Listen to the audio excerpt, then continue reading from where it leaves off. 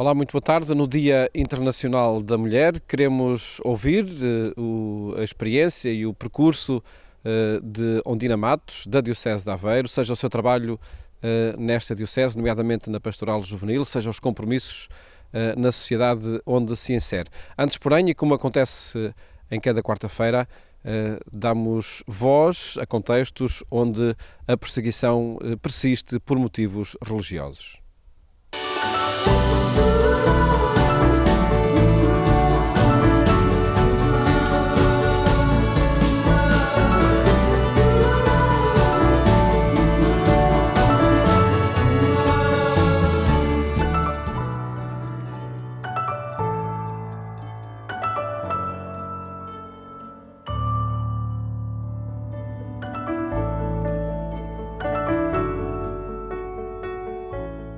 O Papa Francisco esteve recentemente no Sudão do Sul, num périplo africano que o levou também à República Democrática do Congo. Em ambos os países ele escutou histórias de horror, de violência, de guerra, histórias trágicas que infelizmente são muito comuns neste continente.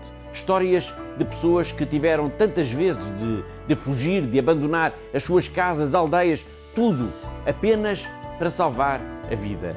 É o caso de John Gazi. Ele é do Sudão do Sul, mas teve de fugir. Agora é um refugiado no Uganda.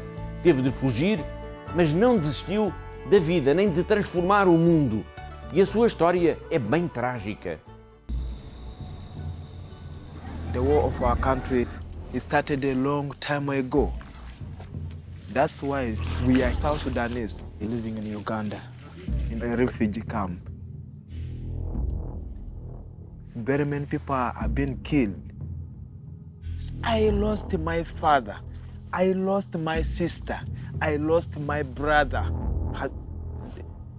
It's a painful moment. God decided to leave me so that I bring life back to the South Sudanese. That's why I went for a formation to be evangelizer, to be a soldier for Jesus, a soldier who could fight to bring the souls of God back to Him. Because there's a lot of hatred with the heart of revenge. The issue is the young ones, the child soldier, they witness the killing, the massive killing of people. But it is now my role with my brothers, whom I went for a formation, to talk about forgiveness, so that we will be able to go to see the kingdom of God. Thanks to you, head to the church in need for your support. Thanks to you, I'm my catechist, and in these difficult times, I can bring to my people faith, hope, and love. Thanks to you, head to the church in need.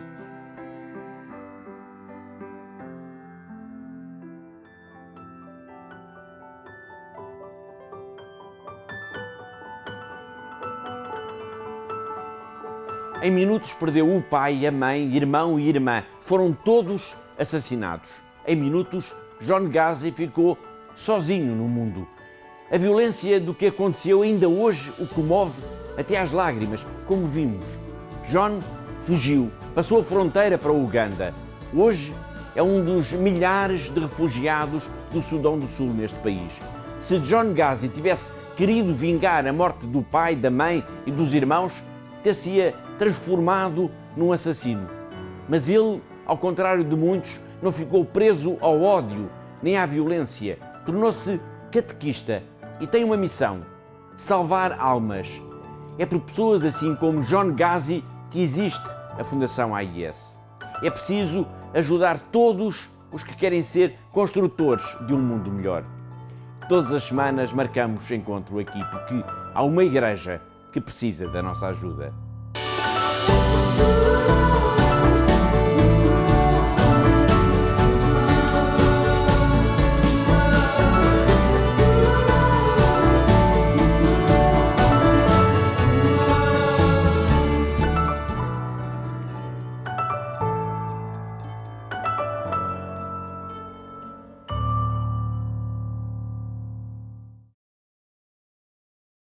Uma parceria com a Fundação Ajuda à Igreja que Sofre, que trazemos a este programa, mostrando-lhes geografias onde a perseguição religiosa ainda permanece.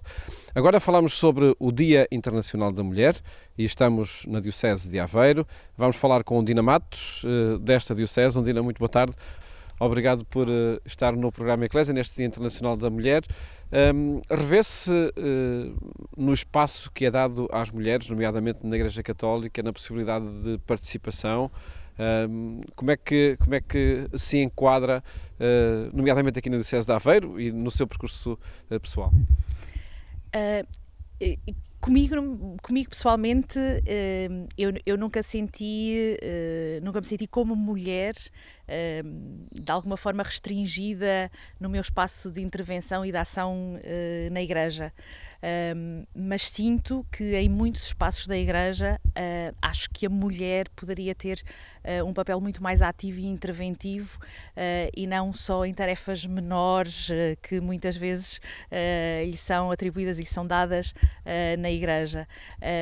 Eu pessoalmente nunca senti isso e também porque fui tendo na minha paróquia párocos que me foram também muito fazendo crescer nesse sentido e incentivando nesse sentido para estar presente, ativa, muito em lugares até de decisão, conselhos pastorais, como leiga ativa na paróquia. E sentiu pronto, isso, o facto de conseguir estar e participar deve-se ao seu espírito de iniciativa e de dar passos em frente nesse sentido? Pois, eu também acho que sim. Eu também acho que é um bocadinho pela minha própria personalidade que não fica calada e que vai estando a ganhar terreno e a ganhar o seu próprio lugar não só como mulher, mas como pessoa, porque faz parte da minha personalidade e isso é independentemente de ser mulher, não é? É da minha própria personalidade. E isso faz com que efetivamente se ganhe lugar naquilo que são os lugares na Igreja, que é um papel de leigos ativos e interventivos na Igreja em Portugal e na Igreja no mundo e sobretudo na Igreja da qual eu faço parte, que é da Diocese de Aveiro. Pois também na própria Diocese também fui sentido esse espaço e fui sentido crescer esse espaço de estar e de que a minha voz fosse ouvida e fosse sendo uma voz ativa e participativa dentro da Diocese até hoje. Portanto, eu pessoalmente não senti nunca essa restrição por ser mulher no espaço da Igreja, mas sinto que era importante que muitas mais mulheres tivessem esta visibilidade na Igreja. E já vamos perceber de que forma é que se concretizou essa presença e essa participação, mas perguntava-lhe que estratégia é necessário seguir para conseguir esse espaço? Eu acho que é preciso perseverança, acho que é preciso perseverança, é preciso estar presente e não nos demitirmos do nosso papel, porque eu acho que muitas vezes os leigos, não só as mulheres, isto é geral para os leigos, mas também as mulheres, às vezes também nos demitimos um bocadinho do nosso papel de responsabilidade e delegamos essa responsabilidade apenas para os cleros, para o clero, muito especialmente. E, portanto, quando chega a nossa hora de dizer não, nós estamos aqui e temos uma palavra a dizer, também nos demitimos um bocadinho dela pelas responsabilidades que isso também nos traz a seguir. Porque quando nós, efetivamente, temos uma palavra a dizer, isso depois também nos acarreta responsabilidades a seguir sobre aquilo que estamos a dizer e obviamente o caminho a seguir faz-se com responsabilidade sobre aquilo que estamos a afirmar. Aqui na Diocese de Aveiro, onde é que foi tendo esse espaço para transmitir a sua, enfim, aquilo que achava sobre a pastoral na Diocese, aquilo que o rumo a seguir, nomeadamente, foi sendo definido pela Ondina Matos em alguns setores? Sim, sobretudo no setor da pastoral juvenil, foi onde eu estive mais envolvida. Eu estive 6 anos na equipa diocesana da pastoral juvenil, com o diretor que era o padre Rui Barrabé, mas estive integrada na equipa diocesana. E depois 6 anos, após a saída dele, tive 6 anos como diretora do Secretariado da Pastoral Juvenil, agora é departamento, e portanto 6 anos à frente do departamento da Pastoral Juvenil da Diocese.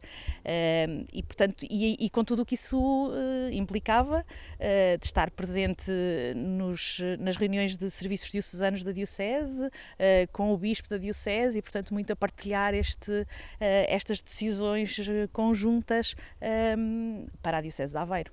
E sentiu alguma vez o seu espaço de decisão de alguma forma, enfim, sentiu obstáculos à criatividade, aos rumos que queria traçar para a pastoral juvenil? Muito pelo contrário.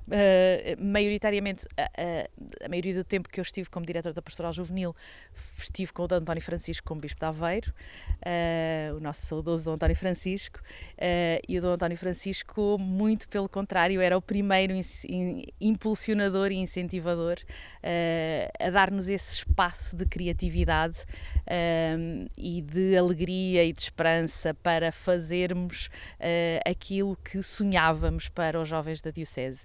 E o Dom António Moiteiro, quando chegou, veio reforçar esse papel e reforçar-me no papel de diretora da Pastoral Juvenil da Diocese, onde estive mais algum tempo, e de onde saí porque achei que tinha que sair, portanto não foi porque o Bispo assim entendesse, foi porque achei que era o tempo de sair, porque acho que estas coisas também têm o seu tempo. Esse foi um espaço que de alguma forma foi sendo conquistado, e conquistado no bom sentido, enfim, que a palavra tem, de certeza, pela participação, diria até pela insistência em pontos de vista que achava que deveriam ser levados por diante. Sim, eu penso que sim, até porque isto tem uma história e, portanto, a história nasce na paróquia, da paróquia nasce porque da paróquia me fui implicando nas equipas arciprestais de pastoral juvenil, nas equipas arciprestais de pastoral juvenil fui tendo voz ativa, das equipas arciprestais de pastoral juvenil a participar em atividades diocesanas e, portanto, tudo isto faz com que, de facto, a voz vá sendo cada vez mais ativa, e de alguma forma se vá fazendo notar e pronto, e as coisas aconteceram. O que diria a outras mulheres para que de facto a Igreja pudesse contar com a sua participação? Eu acho que vale a pena a perseverança. Vale a pena a perseverança e eu acho que nós, mulheres, já temos um papel muito importante e fundamental na Igreja. Se nós olharmos para a ação pastoral na Igreja, nós vemos um rosto muito feminino de Igreja, eu acho.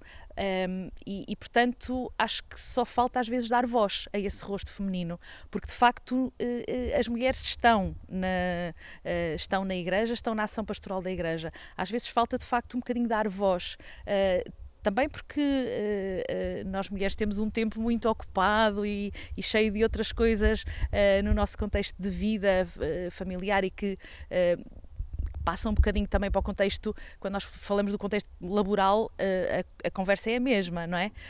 Não se chegam a altos cargos de decisão pelo mesmo motivo, porque o contexto familiar também, as mulheres são sempre as mães de família e o tempo vai para aí, mas na Igreja eu acho que é um bocadinho por aí. O rosto feminino da Igreja existe e existe em abundância. Às vezes eu acho que falta depois o rosto para os lugares de decisão ser mais feminino. E isso ainda não é por algum clericalismo que possa existir? Também. Eu estive, na altura em que eu fui diretora, eu fui a primeira diretora mulher da Pastoral Juvenil. Eu estive em reuniões onde só estavam bispos, onde só estavam homens, padres e bispos, e portanto isto foi uma barreira efetivamente que caiu, e depois de mim já vieram outras e já tiveram outras mulheres diretoras de Pastoral Juvenil e bem, e muito bem, mas obviamente é uma barreira, e eu acho que ainda há obviamente algum clericalismo e que é preciso esbater e que eu acho que se vão dando passos em relação a isso, mas é preciso nós estarmos lá também. Nós mulheres. Como é que acompanha o debate quando se fala da mulher na Igreja? Fala-se, enfim, da ordenação, fala-se de sacerdócio. Como é que acompanha esse debate e que relevância acha que ele deve ter nessa procura da participação das mulheres nas dinâmicas da Igreja de hoje? Eu acho que é um debate importante. Acho que se calhar não é a coisa mais importante, não é a coisa mais urgente, melhor dizendo, não é se calhar a coisa mais urgente a fazer, mas acho que é importante e acho que a mulher terá um lugar importante nas celebrações na Igreja e a presidir às celebrações da Igreja. Acho que sim, acho que podemos chegar lá um dia, não sei quando, mas acho que podemos chegar lá e acho que não me retirem nada à minha fé se as mulheres forem ordenadas. Como é que vive este Dia Internacional da Mulher? O que é que significa para si? Significa que há ainda muito para fazer, que há muitas mulheres em muitos sítios do mundo e em muitas partes do mundo cujos direitos não são de todos respeitados, que há em Portugal muitas franjas da sociedade onde há muito para fazer pelos direitos das mulheres e que cada um de nós tem de facto um papel importante no dia a dia daquilo que fazemos pelo combate e pela luta dos direitos das mulheres. Ondina Matos, muito obrigado por partilhar connosco essas preocupações no Dia Internacional da Mulher, seja no ambiente da Igreja, seja no ambiente da sociedade de que todos fazemos parte. E felicidades para o trabalho na Igreja e na sociedade. Muito obrigado. A partilha que quisemos fazer neste Dia Internacional da Mulher, a partir da experiência de Ondina Matos na Diocese de Aveiro. No nosso programa temos ainda tempo e espaço para outros acontecimentos que marcam a vida da Igreja nestes últimos dias.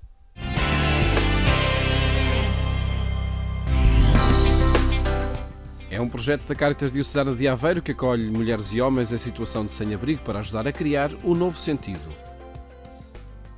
Quando eu vivia na rua era um bocado complicado, principalmente no inverno. Dormia em casas abandonadas. Pedia ajuda às pessoas e elas fugiam de mim. E eu tinha vergonha de ir às Cáritas pedir ajuda. Depois, numa casa abandonada, a polícia foi lá e deu alerta às Cáritas de Aveiro. E eles ajudaram-me para ir para uma instituição. Eu agradeço muito por me terem ajudado quando eu mais precisei.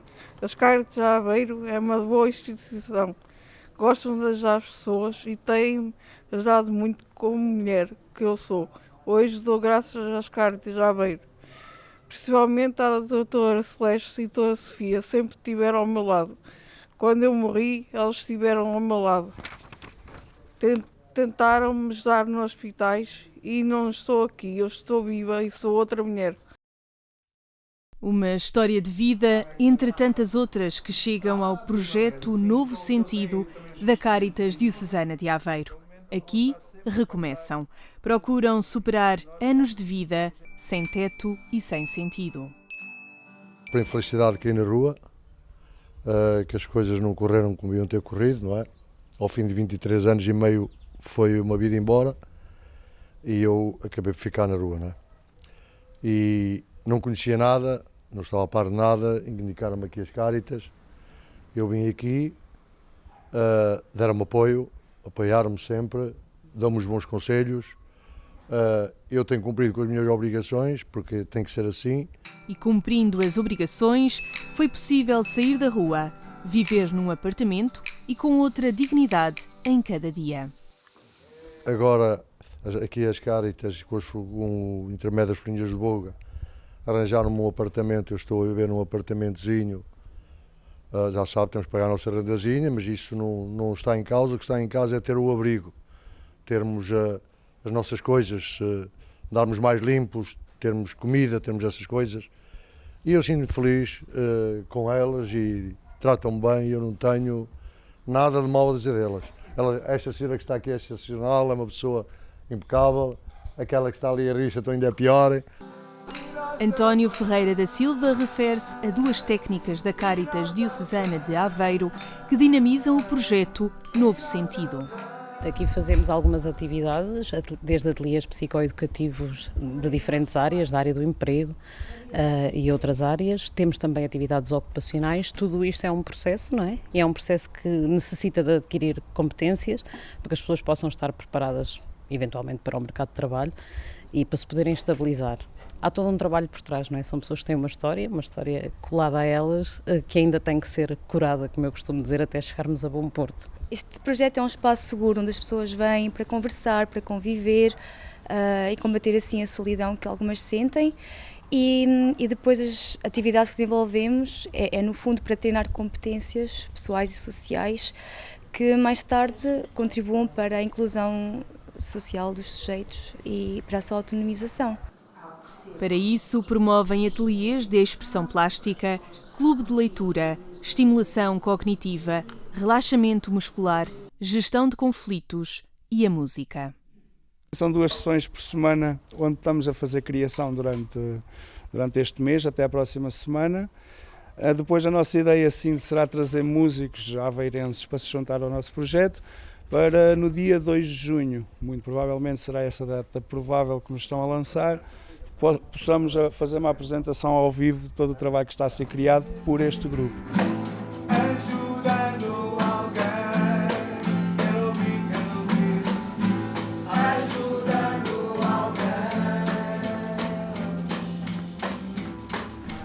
Carlos Raposo é membro do corpo docente da Banda Amizade de Aveiro, um dos parceiros deste projeto que acompanhará o trabalho criado por estas mulheres e estes homens. Eles têm uma capacidade gigante, apesar de tudo o que os possa envolver menos bom, de me trazer o sorriso, que é, eu saio daqui sempre cheio. Quer dizer, isto no fundo eles é que me estão a criar um bem gigante.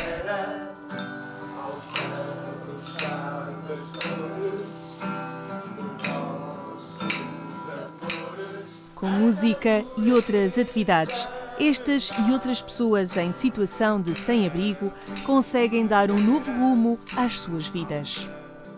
Esta resposta surge de uma necessidade que foi sentida, não só de reforçar este acompanhamento próximo a estas pessoas, mas também aqui de criar algum espaço ocupacional e também alguns ateliês que proporcionassem e permitissem às pessoas uma maior integração, quer social, quer mesmo ao nível laboral. A área da violência doméstica é também uma prioridade para a Cáritas Diocesana de Aveiro, que tem uma casa-abrigo para homens vítimas num projeto único no país. As respostas sociais para a infância caracterizam o trabalho social da organização, que abre portas a crianças em risco num centro de acolhimento temporário. Hoje podes proporcionar ajuda alimentar a quem precisa ou podes contribuir para o Peditório Nacional da Cáritas. Nós transformamos o teu donativo em amor.